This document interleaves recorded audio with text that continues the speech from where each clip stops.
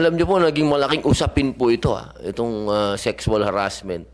Dahil marami din pong, although marami na pong batas na pumasa na may kinalaman sa sexual harassment, pero marami po rin po nagsasabi na kulang sila sa kaalaman dito, katulad po nung rape sa lalaki. Marami pong talagang nagtatalo-talo. Ano po ba ang definasyon talaga ngayon ng rape sa lalaki? May nagsasabi po, pagka oral daw, inoral ang lalaki, yun daw po ay rape na. Ang sabi naman ng iba, kailangan may penetration daw sa kanyang anal.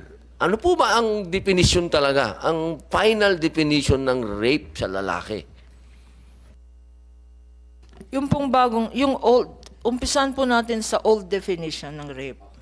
Yung old definition ng rape sa Revised Penal Code, babae talaga ang victim. Is having sexual intercourse of a woman. No? So, woman ang victim by the insertion of the penis, so kailangan male organ, into the woman's vagina without her consent. Attorney, ita-translate lang po natin sa Sige. Tagalog para naintindihan po ng ating mga kababayan. Kaya meron pong nangyaring pagtatalik. Ganon. Opo. Opo. Dapat may pagtatalik at ang ginamit na penetration ay yung ari ng lalaki. At ang pinasok ay yung vagina ng babae. Okay, so yan ang definition. Ngayon po, sa old po. Ngayon yung 1932 po yun. Ngayon meron tayong rape law ngayon. Nakalagay po sa ating bagong rape law, no, na hindi na a woman. Nakalagay any person. Kailan po ito? Itong batas na ito? Where is Pumasa the- po ito, yung bago na ano po? Ito 1997 po. 1997, opo. So, in 1997, gising na tayo, no? At saka, marami na pong instances, lalo na sa Middle East countries, na ang violated ay lalaki. Pero walang maka-file kasi wala naman vagina ang lalaki. So, dinefine to remove woman, linagay any person. At hindi na penis. Nakalagay any instrument. Kasi alam po naman natin, kunyari sa mga nightclubs, no, hindi naman penis. Kung minsan nilalagyan ng bote ng 7-Up, yung vagina, no? Is that rape? Under the old law, that's not rape. Kasi ang linagay sa vagina, hindi penis. Kundi object. So ngayon, hindi na limited to the penis. It includes any object. Kahit anong bagay po na ipinasok. Opo. Opo. At hindi rin po sa vagina ng babae, it can be any opening, oral or anal. So, pwedeng oral tsaka anal. So, covered rin yun. Ngayon, Mayroon lang po tayong mahirap na ano dito. Pag gusto mong Tagalogin yung ibang bagay, hindi mo matagalog. Bakit ganun? Discriminatory yata ang salitang... kasi sa Tagalog, Pareho po tayo. Hindi ko rin matagalog eh. Opo. kasi sa Tagalog po, mas parang malaswa pakinggan, ano. So, yun. So, yung anti-rape law na bago, yung 1997, kasama na po ang lalaki. Kasama na rin po yung oral, tsaka yung anal. At kasama na rin po yung any object. Okay, so lalaki po, parehas na sila. Parehas po. Parehos na Basta kahit anong lugar po. Opo. na pinasukan. Opo. Opo. Bibig, kung ano man. O- Lalaki, babae, rape. Yes po. Kaya lang, dapat sama natin ang LGBT, no? Kasi merong lalong-lalo na ngayon, merong mga instances of LGBT. Ngayon, naikwento ko na siguro sa inyo, nung kasama rin yun. Paano kung asawa? Sabi ng asawa, honey, sasabihin ng asawa, masakit ang ulo ko, ayaw ko. Pinersa nung husband, yung babae to have sex. Is that rape? Ang sagot po ay yes. Ang Ano tawag, po? So, ang tawag po so doon, yung dati po na sinasabi na obligasyon ng asawa ng babae o lalaki kapag humiling ang asawa, lalaki o babae, dapat pagbigyan, hindi na po yan. hindi po. Pag sinabing no, no means no. So, oh no. 1 minute suspension lang po. Kung naiihi ako. Kung taong bayan, ang lalong-lalo ng mga lalaki, paano naman daw po yun? Kasi, halimbawa lang po, yung babae, yung asawa mo, may mixed, minsan kasi, ito totoo po to, minsan akala mo nagpapalambing lang yung asawa mo. So, paano mo masasabi yung no is no? Akala mo lang nagpapalambing o mahirap po ma-distinguish kasi minsan ng babae, minsan parang ayaw pero gusto naman. May ganun. Ano po ba yun? Ano po ba ang kawawa naman kami?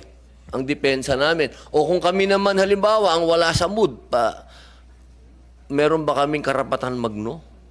Mahirap paniwalaan, pero ako lalo, mahirap paniwalaan ako magno. Pero, paano pa pag nagno ako? Yung no means no applies to both genders. So, pag sinabi ng husband, no, hindi siya pwedeng i-force nung asawa. Halimbawa naman po, wag naman po sana, halimbawa lang, nagkaroon na kayo ng marital problem. Pwede po bang gamitin yon against doon sa babae o sa lalaki? Sabihin, kasi kaya naman ako nakikipaghiwalay dyan. Dahil tuwing yayayain ko, ayaw. Ganon. Paano po kaya? Pwede po ba yung maging ebidensya din yon? O ano? Yes po, because sa cases, for instance, yung case nung annulment ng marriage, ang ground nun is psychological incapacity. Yung basis ng psychological incapacity is yung mutual obligation ng mag-asawa of love and respect. Ngayon, part of love is showing your love. But kasama po rin doon yung respect. Pag for instance, ayaw ng spouse mo na magkaroon na mag-sex, pinilit mo siya, hindi ka na rumirespeto sa asawa mo. So, grounds yan ng one of the circumstances of psychological incapacity. Pag lagi kang pinipilit na ganyan, pwede ka nang mag-file ng annulment of marriage. So, yun ang po ang importante. Kasi women's rights nga, or men's rights, or human rights nga, hindi po ba? So, respect the human body nga eh. Kung minsan, kasi i-clarify ko lang yung sinabi kong yung anal tsaka oral, Kasi,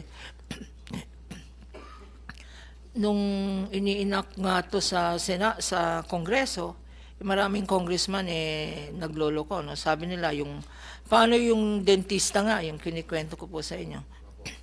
What if a dentist puts an instrument into the mouth? Kasi by definition of rape, any instrument into any opening. So nag-commit ba ng rape yung dentista? Ang sagot naman doon ay hindi. Because yung sa batas, iba yung oral tsaka yung anal sex. So, oral sex, sa anal sex, pwedeng any instrument, pwedeng. So, wag natin naman tinatawag, i-trivialize yung crime ng rape. Wag naman wag tayong magpilosopo. Kasi seryoso po yung allegations of rape. At, even in this law, life imprisonment yan. So, lalong-lalo na pag may qualifying circumstance, ang nakakalungkot po o nakakashock sa panahon natin, incestuous pa. Yung either father and the daughter, either under the influence of drugs, incestuous rape. Rini-rape ang sariling anak. Yun ang dapat talagang bigyan ng malaking parusa, yung incestuous rape. May tanong pa po ako. Halimbawa po, attorney, siyempre, hindi mo maaalis sa mag-asawa na ang paniwala, lalo kami, ako, meron kang sexual rights sa asawa mo eh. So halimbawa,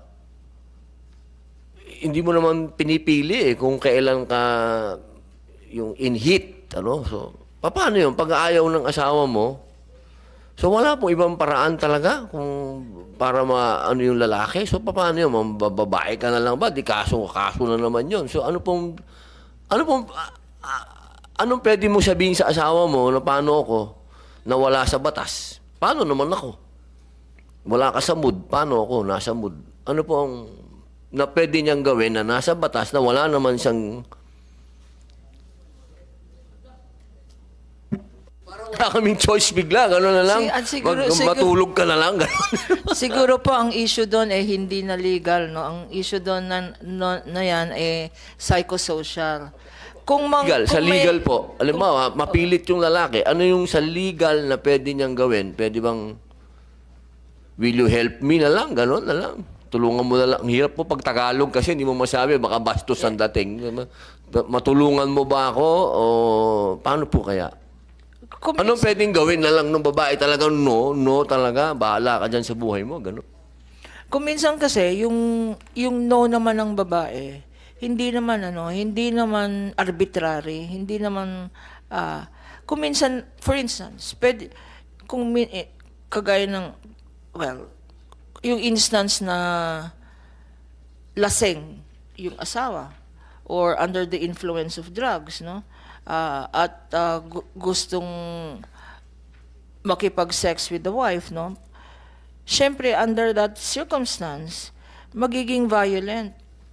Hindi out of love. Attorney, wala pong violent. Hindi po siya lasing. Out of of urge. Kasi ano po yan no? Siguro naman, sasang-ayon naman sa akin ng mga taong bayan, pag sinabi kong may iba talagang urge ang mga lalaki talaga. May urge talagang nandun So, paano yun? Andyan ng asawa mo to serve you. Ayaw niya. So, anong pwede kong, para hindi ako mareklamo ng asawa ko, o anong pwede kong sabihin sa kanya na mahal o babe, ano ba? Please help me in a way. Counseling po ang kailangan. Kailangan po ng mga ganyan. Ang counseling, magdasal na lang kayo. But i-correct ko lang po yung statement. Kasi yung urge, mga 30 minutes lang yung urge na yan na mabaliw-baliw ka di ba? Manood po kayo ng Netflix, Korean telenovela. All I'm saying po, so legally, wala po? Wala po. Because sabihin mo sa asawa mo, help me. That's why it's important yung issue ng mutual respect. If your spouse refuses, whether valid or hindi, respetuhin natin yung decision ng wife or ng husband in that case. The other thing po is yung statement ng chair, with all due respect, hindi po obligasyon ng isang wife, sabi mo, is to serve the husband.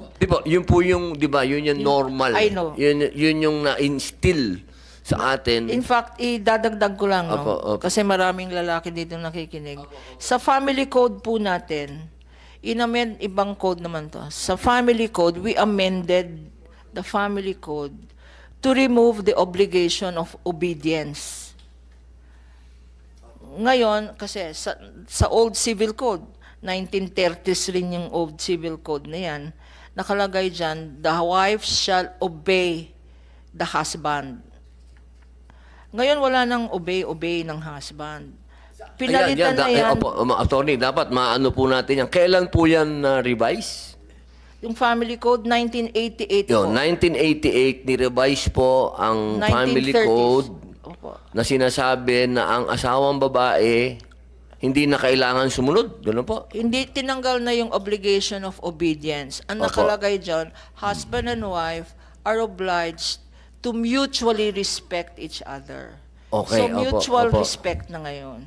Tinanggal rin So, nung 1988 na po, sinasabi na Yung submission. Kasi di ba po, laging ganyan eh. Laging Okay. sa bawat... Hindi lang po yun. Hindi Apo, lang po sa yun bawat sa- simbahan, di ba? Yan po lagi. The wife has to submit to the Kanya nga husband. po, pag nag-a-attend po ako ng mga wedding ceremony, kino-correct ko yung marital vows. Okay.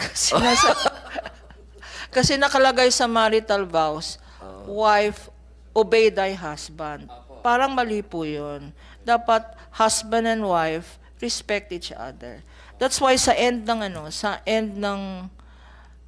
this is a Catholic ceremony.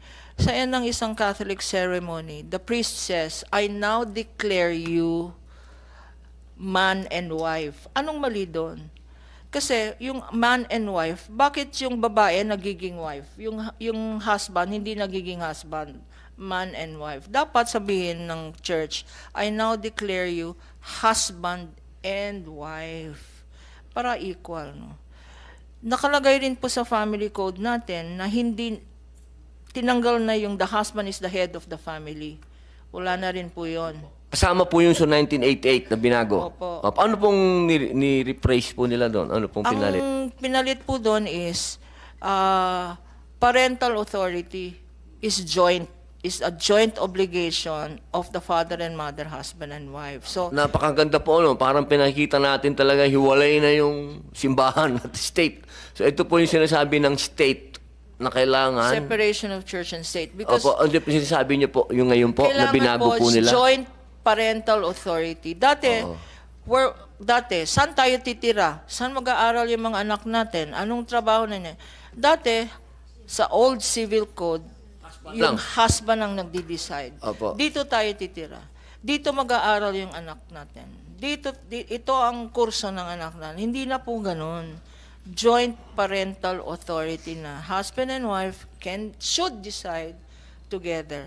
And hindi lang yung rights, obligation. Dati, sa old civil code, the obligation to give support is the obligation of the father or husband. Hindi na rin ganun. Yung support, kasi ang iniisip natin lalaki ka, ikaw magbigay ng support. Wala na pong ganun. It is a joint obligation of husband and wife, mother and father, to give support to the family.